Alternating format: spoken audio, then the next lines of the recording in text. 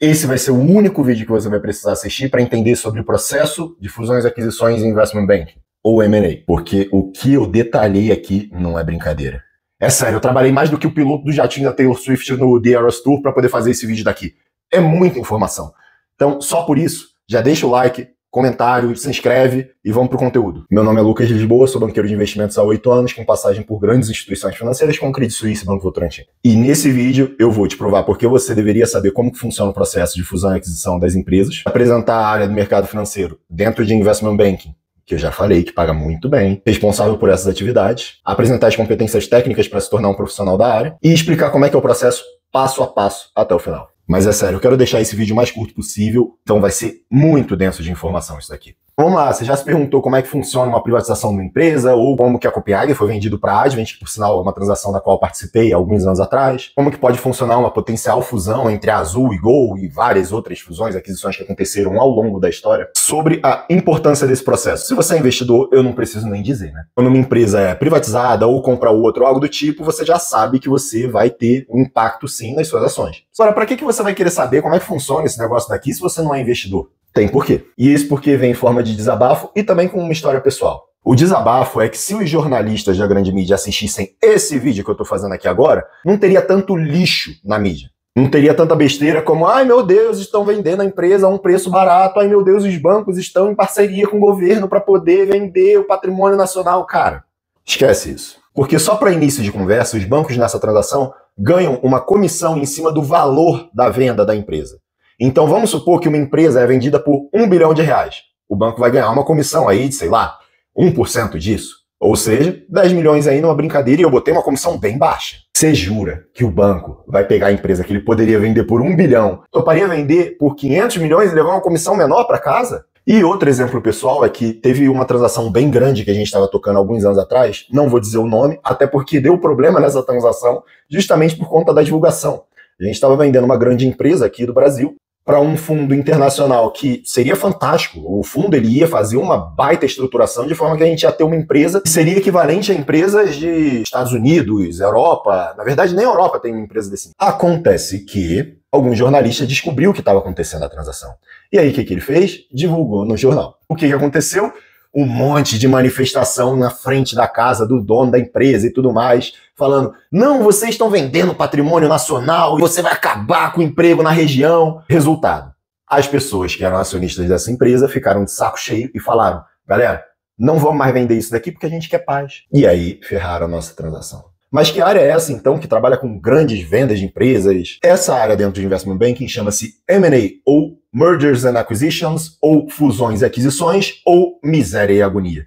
Você vai entender o porquê do Miséria e Agonia logo logo. Essa área é responsável por conduzir transações como, por exemplo, fusão da Pets com Cobasi, a compra da Kabum pela Magalu, privatizações como a Sabesp. Então vamos lá, quais são as competências necessárias para você ingressar em M&A ou fusões e aquisições dentro de investment banking, ou dentro de empresas também. Você precisa ter curiosidade, porque você vai absorver conhecimento igual uma esponja absorve água, porque é muito conhecimento. Você vai ter que ter um bom conhecimento de negócio, mas isso daí não se preocupa tanto, porque você vai aprender isso na prática. Você precisa ter uma baita bagagem de contabilidade e finanças corporativas, isso daí você consegue aprender através de livros, ou através de cursos, ou através da internet mesmo. Um bom conhecimento de Excel, modelagem financeira e PowerPoint. E para dar um exemplo de Excel, vocês viram aí nos meus últimos vídeos que eu usei o Excel para poder fazer contas teoricamente simples, como quanto tempo eu levo para poder ficar milionário, ou como eu consigo organizar minhas finanças, vídeos que eu fiz recentemente. Um bom conhecimento de direito, porque você vai ter que negociar muito contrato. Um bom conhecimento de economia, porque você vai precisar ter uma boa noção dos fundamentos macroeconômicos, microeconômicos, o que está acontecendo no país e no mundo. Um baita conhecimento de negociação e comunicação, porque você vai precisar negociar por um bom tempo a venda de uma empresa.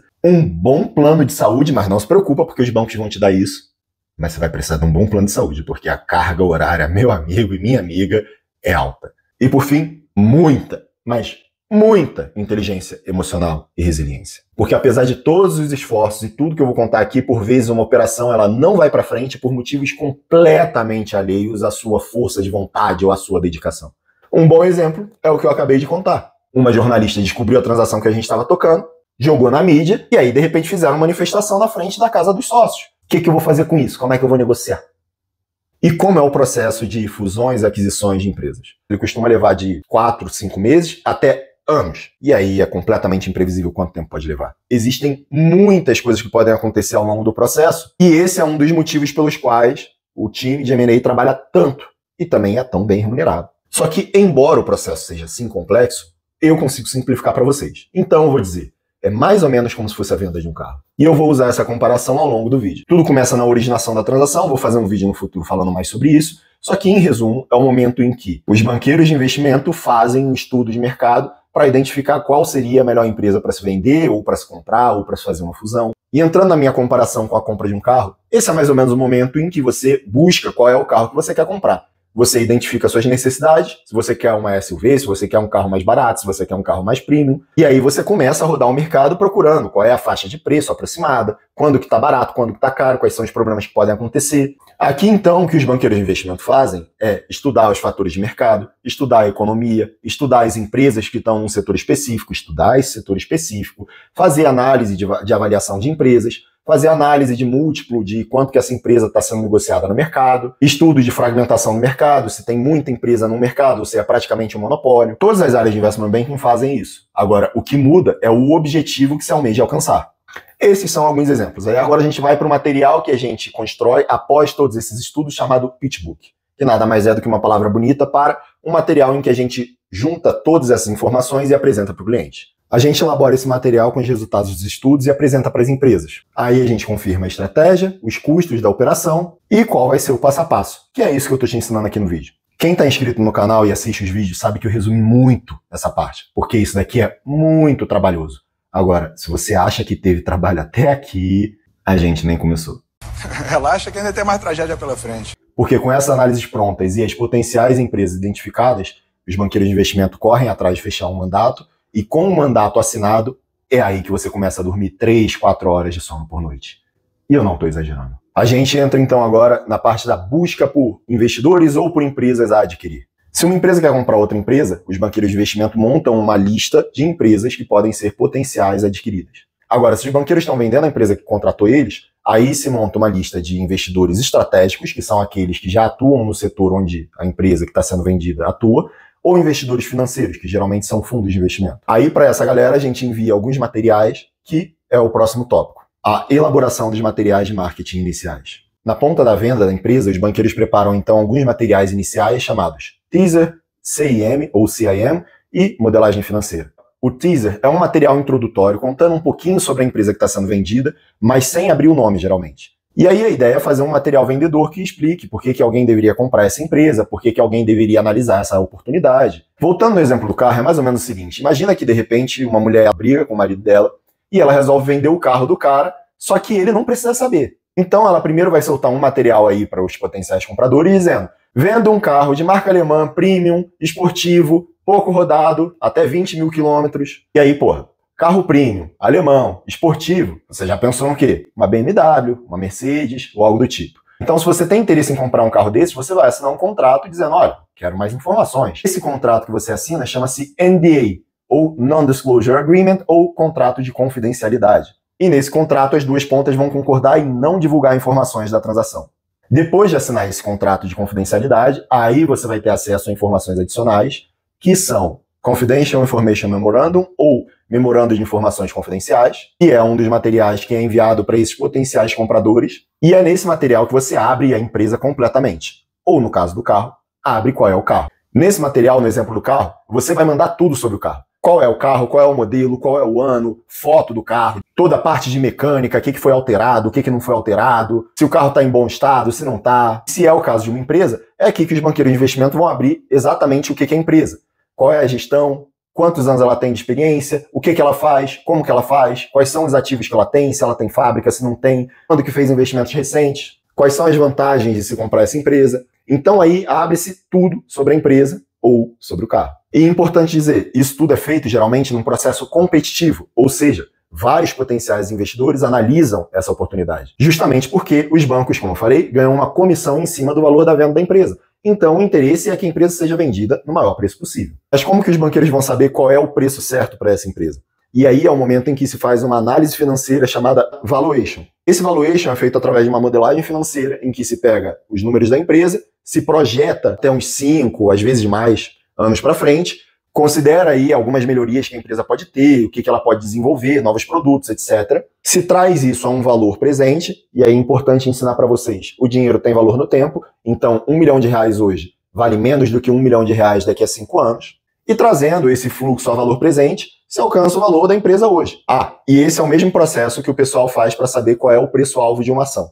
Por vezes, esse modelo financeiro é compartilhado com os potenciais compradores. Só que volta e meia também, tem os filha da puta que eles pegam esse modelo financeiro, tiram todas as fórmulas, tudo que é interativo do modelo e enviam eles assim. Por quê? Porque a ideia é que o potencial comprador não saiba qual é o preço da empresa. Quando eu estou na ponta compradora da empresa, eu odeio essa galera. Eu acho eles muito safados. Só que quando eu tô vendendo a empresa, geralmente eu sou esse filho da puta. Eu não mando modelo financeiro pra ninguém. E quando eu mando de alguma forma que vai ser difícil da pessoa usar. Enfim, se vira aí, faz tua análise. A oferta não vinculante, ou NBO, ou Non-Binding Offer. Na fase seguinte é enviado um documento chamado oferta não vinculante. Basicamente, esse documento é o seguinte. A ponta compradora analisa a empresa com base nas informações que foram enviadas e diz, olha só, se você não estiver mentindo pra mim, eu estou disposto a pagar, por exemplo, 200 milhões por essa empresa. Mas isso é se você não estiver mentindo para mim, porque eu vou correr atrás de confirmar todas as informações que você me passou. E se o preço estiver mais ou menos em linha com o que a ponta vendedora quer, aí eles assinam essa oferta não vinculante e aí se passa para a próxima fase. Mas antes vamos fazer a comparação com o carro. É mais ou menos como se você olhasse para o carro e falasse, olha, você me disse aqui que não tem multa no carro, pagou tudo certinho, o carro está funcionando muito bem, eu estou disposto a pagar esse valor aqui pelo carro, mas antes de eu pagar, eu quero checar se o carro realmente está nessas condições. E aí, se ele estiver nessas condições boas aí, eu vou comprar. E aí se começa a segunda fase, a partir de um data room virtual. O que é isso? É basicamente uma coletânea de documentos, mas é muito documento. É documento pra caralho, onde você vai ter todos os documentos jurídicos, contábeis, técnicos, falando sobre a empresa que está sendo vendida. Enfim, seria o equivalente a puxar a capivara do carro completamente. Ver se tem multa, ver se tem processo, ver se não é clonado. E aí, com todas essas informações do data room e outras informações que vão ser solicitadas pela ponta compradora, inicia-se a fase de diligência, ou também conhecida como due diligence. Então vamos lá, se você está comprando um carro, você vai trazer esse carro até um mecânico de sua confiança para fazer uma avaliação, certo? Certo? Eu espero que você faça isso, né, cara? A fase de diligência é basicamente a mesma coisa. É o momento em que o potencial comprador vai contratar diversos assessores, jurídico, contábil, auditoria, com assessor técnico, e vai avaliar toda a documentação para perceber se a empresa é realmente aquilo que ela diz ser. Da mesma forma como você faria com o carro. Trazendo um exemplo pessoal, alguns anos atrás a gente estava comprando uma empresa que, de um ano para o outro, em um estalar de dedos, a gente conseguia fazer ela lucrar 10 milhões a mais. E era um montante significante para a empresa. Mas como que a gente conseguia fazer essa mágica? Era bem simples. O dono da empresa, por motivos tributários, e aí eu não vou entrar nos detalhes, mas isso traz um benefício para ele basicamente inseria alguns custos pessoais na empresa. Por exemplo, ele viajava para Disney com a família e colocava como se fosse um custo da empresa, uma viagem de negócios. E a gente não ia fazer isso depois de comprar a empresa. Quem que ia ficar viajando para Disney com a família? Pô, ia virar um negócio, uma corporação. A gente identificou isso na diligência e aí cortamos esse custo. Cortando esse custo, aumenta o lucro da empresa, e aí de um ano para o outro a empresa aí lucrava 10 milhões a mais. Mais ou menos nessa mesma fase acontece também algo que a gente chama de visitas técnicas, que na minha opinião é o momento mais legal da transação, que é quando você vai visitar a operação de fato da empresa. Então se você está comprando hidrelétricas, é o momento que você vai visitar a hidrelétrica. Se você está comprando uma fábrica de chocolate, é o momento que você vai visitar a fábrica de chocolate de fato e aprender como que é a produção. É muito bacana participar disso. E mais ou menos por volta dessa fase também acontece o que a gente chama de Management Presentation, ou apresentação da gestão, que é o momento em que os sócios e os diretores da empresa se disponibilizam a responder perguntas cara a cara, apresentam a empresa nos seus detalhes e sanam algumas dúvidas dos potenciais investidores, e é o momento que você, como potencial investidor, pode fazer várias perguntas, seja por conta dos BOs da empresa, seja por conta de questões que você identificou na diligência, e aí você vai ter uma resposta ali frente a frente com a gestão da empresa. Se tiver tudo ok, e ainda assim você quiser fazer a compra da empresa, aí segue-se para a fase da oferta vinculante, que como o próprio nome diz, é vinculante. Com todas essas informações em mãos, você prepara um documento no qual você vai dizer, eu aceito pagar esse preço específico aqui pela empresa que eu analisei, e a ponta vendedora também. Claro, para chegar nisso, aí tem muita discussão. Aí é o momento em que a ponta compradora vai revisar todos os seus números, fazer novas análises, novas projeções. A ponta vendedora também vai tentar contra-atacar de alguma forma. E aí busca-se chegar a um número em que ambas as partes concordam. É basicamente como se fosse o momento da compra do carro em que você diz: eu analisei o carro de ponta a ponta, vi tudo o que tem que fazer no carro, o que precisa consertar, o que precisa de manutenção, quais são as vantagens, desvantagens, e eu estou disposto a pagar esse preço daqui pelo carro. E a partir do momento que você diz o preço que você está disposto a pagar depois de fazer todos esses estudos, aí, como o próprio nome diz, é vinculante. Você se compromete a fechar essa transação. Essa oferta vinculante, ou binding offer, formaliza de forma expressa o interesse da ponta compradora de levar aquela empresa ou aquele ativo e inclui os principais termos da aquisição da empresa. Além de, por exemplo,